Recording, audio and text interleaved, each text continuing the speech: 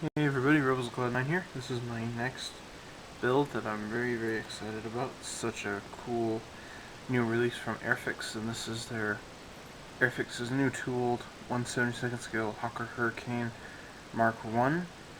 And this isn't the newest one. The newer one was a twin bladed prop.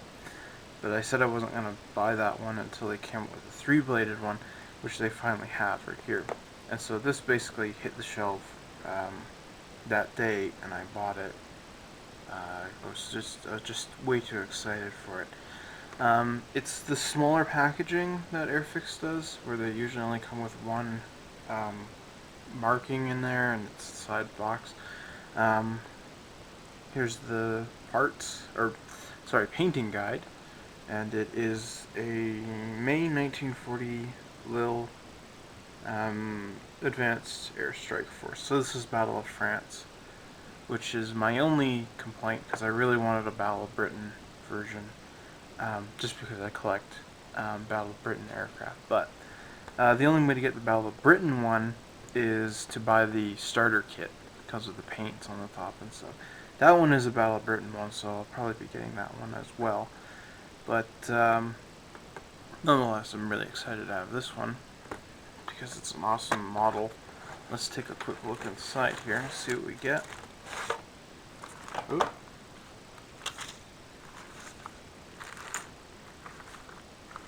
Let's put this to the side. So like I said, you only get one option, but it's a nice looking option, so I'm pretty happy about that. I think you will be as well. Have taken a good look at the parts for this one. It's pretty darn intense. This is like 48 scale level detail that Airfix has shoved into a 72nd scale kit. I believe this is probably the new sprue that you get. With the three-bladed prop there, it looks like the back is different. Here's part of the bottom of the fuselage, the tail and the spinner, tail wheel there. Looking around here, this is really cool. Airfix is finally getting a new pilot. This is a British pilot. They've gotten rid of their typical Airfix guy. I'm kind of sad to see him go in a way, but I'm really happy that someone is finally making pilot figures for aircraft. And Airfix is probably like one of the only ones that are doing this nowadays, which is kind of sad. I think more companies should be doing it. But you look at the detail in the parts here, it's really great. It's really excellent. So yeah, anyways, yeah, the new pilot is cool because it was kind of weird. You know, you get the Airfix typical pilot with the new Zero, and it's kind of like, darn. I wish they made a new Japanese pilot for that. That would be great, but that'll probably be coming soon, I bet. Top half of the wing here, some recessed panels. They've kept true to the Hurricane being mostly a fabric-covered aircraft, so you do get like the gun covers here. They're recessed, and little bits that were metal, they're all recessed. So not much for panel line wash in there, but then again, this isn't exactly the plane to have a lot of panel line washing. Lots of cockpit detail, lots of wheel well detail. It's really remarkable. Again, that this isn't 48 scale. This isn't 72nd scale, guys. This is really cool. Yeah, here's nice, beautiful fuselage. It looks great. Interior of the cockpit also is pretty nice. There's quite a bit of detail in there, but it looks pretty accurate too, which is awesome. You can cut this door out and have it closed down if you want. It looks really great.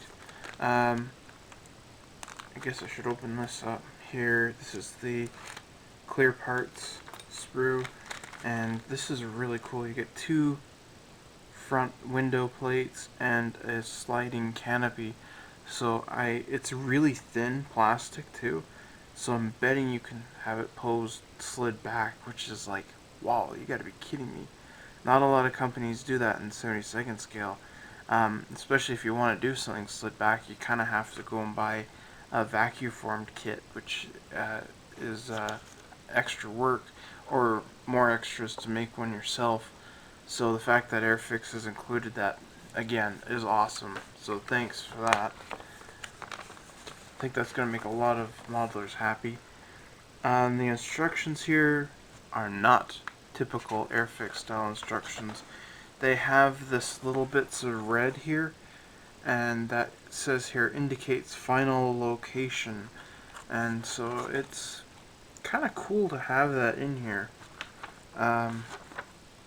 Oops, very good. There we go. It's pretty nice. They've got a funny face on the pilot here. I think this is probably like, I don't know, maybe the designer or the owner of Airfix right now or something like that. And then you get this beautiful decal sheet, and I believe these are cartograph again.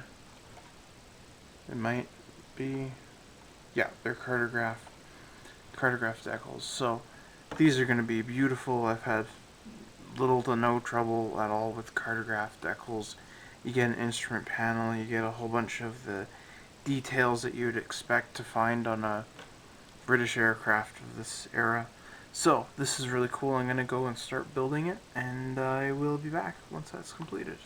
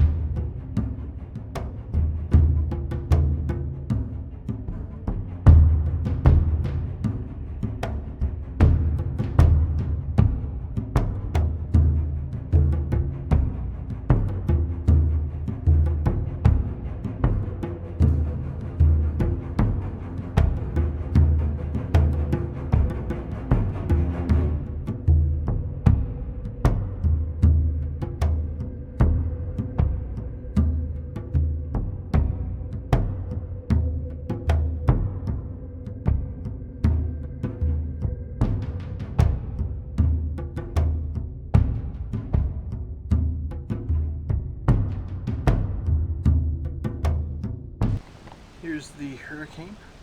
The wings on. I've filled it in with putty and sanded it all down, and it's nice and smooth now. One thing to look out for is right here, when you're building this, before you assemble the fuselage to the wings, take a bit of time and sand the fuselage here down. It's a little high, and it will save you trouble of filling that in there.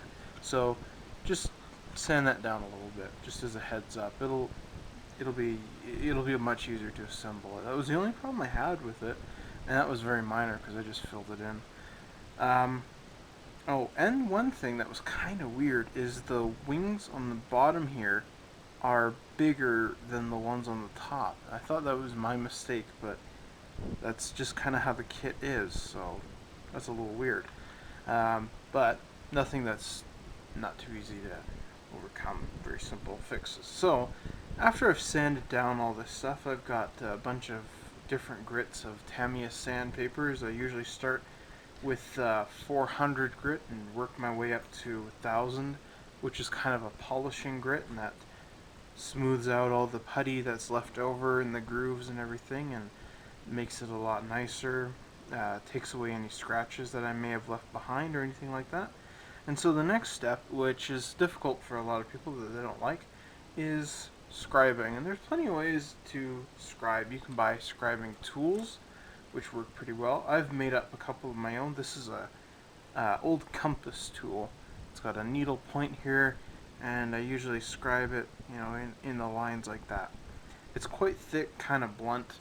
So I decided to try someone's suggestion, which was to use a sewing needle in your pin vise, and this works a lot better. I've got a much better grip, much more control scribing it. So this works really well. It's cheap, and most people have a pin vise already, so you can go with that. This is a sheet of metal that I like to use for tracing out the lines, because I can bend it a little bit if I need to, and it's quite strong. I can use it as a rail on this end, instead of plastic, where it'll slowly eat away at everything. So I like to use this. A lot of other modelers like to use Dymo tape. Excuse me, Dymo tape. This is for making labels. I have the wrong stuff, so I never used it for that. I got thinner stuff. You need thicker stuff than what I have. But one of the things I found recently that is really cool for scribing is these Tamiya craft saws for scribing. So this is a piece of photo etched metal, and right here on this side is a tiny little saw. So I'm going to load this up into my X-Acto blade here. I'm going to show you how this works. There's tiny little teeth on this, and I have to really tighten it because it's so thin. This is what it comes like in the package here. This is what they look like. You get two different types here. Whoop, let's get the shine out. These are straight edge, and these are curved edge. And like I said, you just fold these up. These are around $10 and under from Tamiya, and they work really well. I really like them. So what I usually do is I'll take my hobby knife like this, and here's a panel line.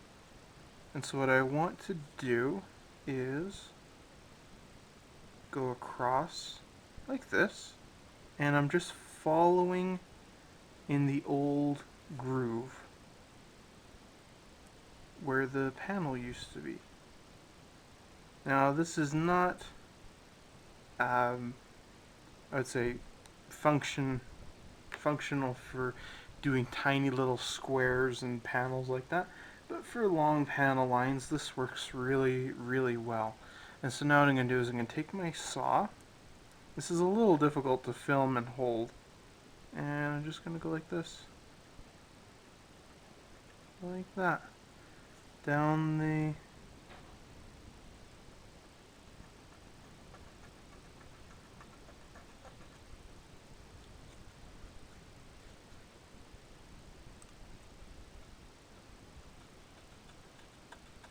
This is 0.1 of a millimeter. That's the thickness of this. And so I'm just going like that, and the camera won't show it, so I do apologize for that. But there's my panel line, and so I'm just going to go over it a little bit more and clean it up a little bit. I can take some light sandpaper and I can clean it up a little bit more there, but I've got nice panel lines, and I can go back and rescribe this if I need to, and then yeah, it's ready for like a panel line wash, and I've got all my parts back. So there you go. Tamiya scribing craft saws. There you go. Pretty fun. Go check them out if you can. Makes work a lot easier.